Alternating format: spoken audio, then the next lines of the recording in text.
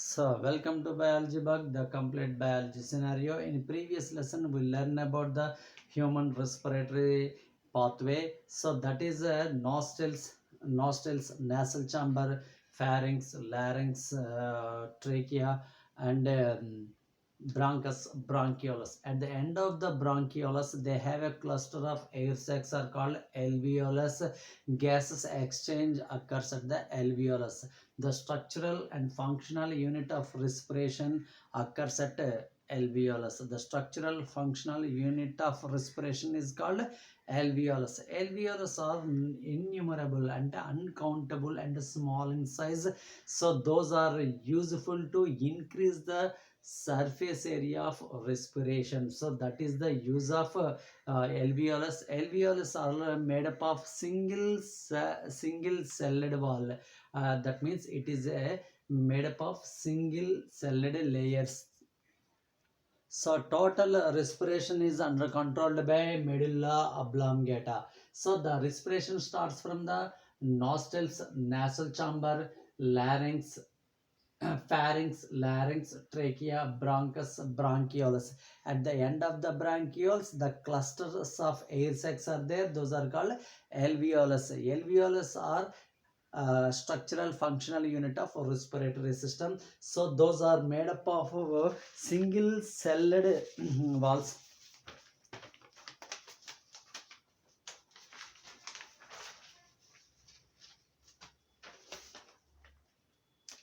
So this is the bronchus, this is a bronchus, these are called bronchioles. The bronchioles and as a clusters of air sacs, these are called alveolus. These alveolus are called structural functional unit of gases exchange. So gases exchange occurs at this alveolus region. These alveolus are made up of single celled wall.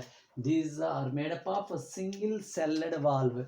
So this is a alveolus. This is a alveolus is made up of single celled wall. That means those are very transparent and it contains the squamous epithelial tissue. It is made up of a squamous epithelial tissue. The wall of alveoli has a extensive networks of the blood capillaries. That means they contain the blood capillaries. Those are closely associated. Whenever whenever blood pass over the alveolus, then gases exchange occurs due to the process of diffusion process. Due to the intimity contact of the blood capillaries with alveoli, exchange of gases takes place easily. The all alveolis all alveolis are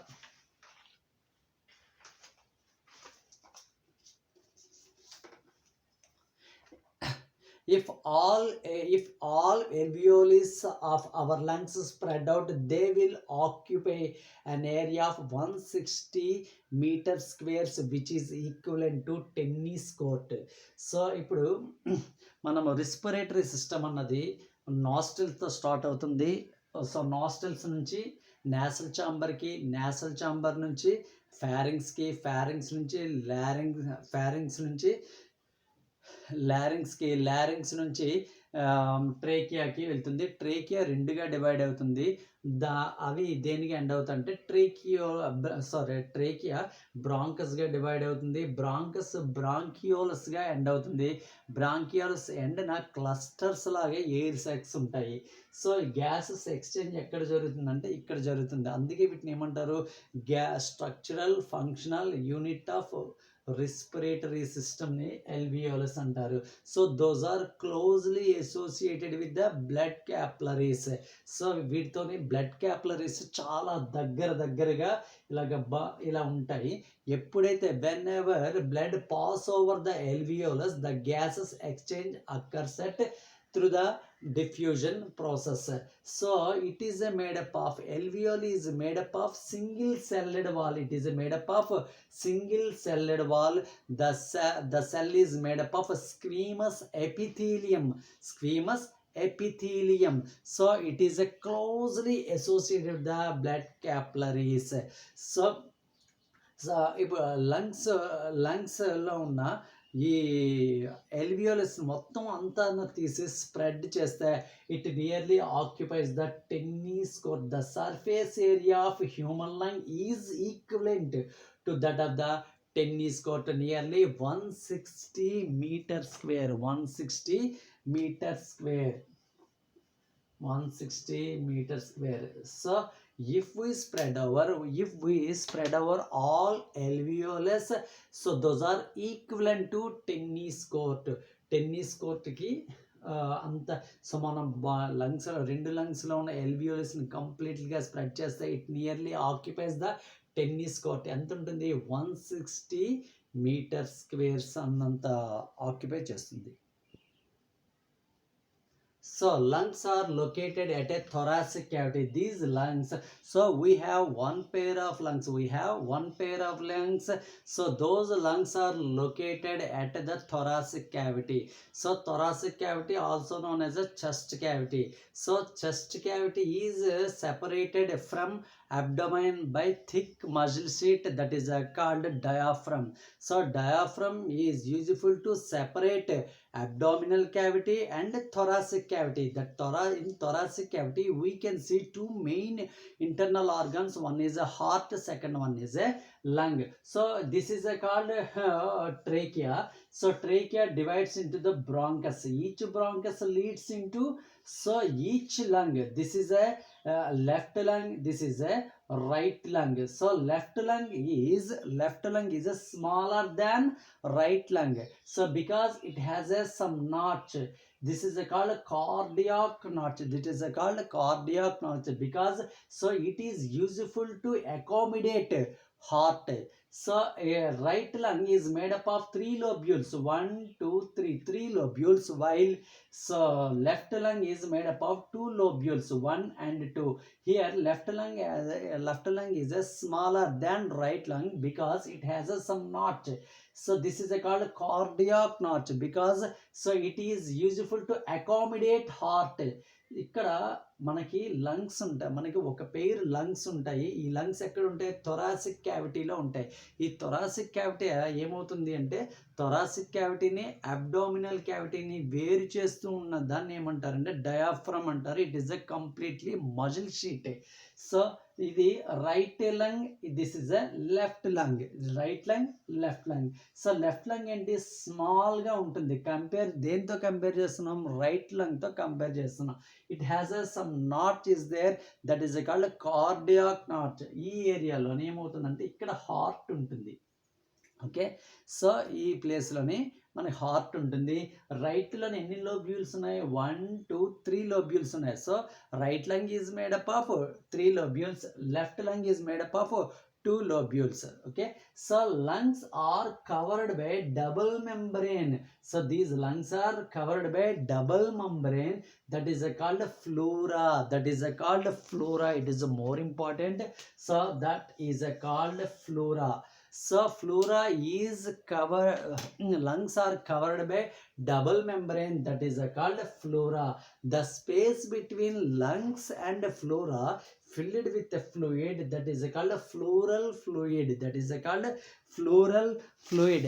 Flora and pleural fluid are useful to avoid mechanical jerks and shocks.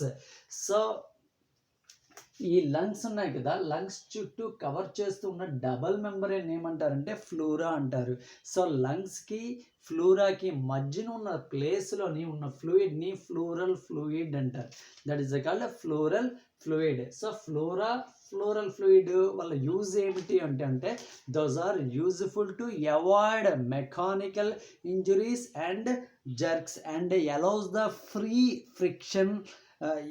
allows the frictionless movements of the lungs అన్నవి ఫ్రీగా move అయ్యేటట్టుగా, ఎటువంటి friction లేకుండా ఈజీగా move అయ్యేటట్టు చేసేది ఎవరు అంటే so flora and floral fluid. So ఇక్కడ ఉన్న మజిల్ షీట్ని ఏమంటారంటే డయాఫ్రమ్ అంటారు. Okay, so next we will learn the capacity of the lungs. So first we will learn about the total lung capacity. So if you breathe If you breathe completely like that, okay, if you breathe completely, that is called a total lung capacity. So if you breathe forcefully, inhalation is called a total lung capacity, that is a 5800 ml. 5800 ml. The complete forcible inhalation is called total lung capacity. Total lung capacity, it is a, this is a 5800 ml. మీరు గట్టిగా గాలి పీల్చితే that is called total lung capacity ఎంత ఉంటుంది? 5800 ml ఉంటుంది. The rest stage inhalation and exhalation is 500 ml. మామూలుగా ఉండేటప్పుడు మనం బ్రీత్ తీసి బ్రీత్ లీవ్ చేస్తాం కదా, that is called 500 ml. So next forceful expiration. Forceful expiration చేస్తాం కదా, ఫోర్స్ఫుల్ ఎక్స్పిరేషన్ అంటే బలవంతంగా ఎయిర్ కదా, ఎయిర్ వెళ్ళగా ఇంకా మన బాడీలో ఎంత ఉంటుందంటే 1200 ml ఉంటుంది. Okay, if you are forceful expiration, even though our lungs have a some amount of air, that is called residual air. That is called residual air. It is a 1200 ml.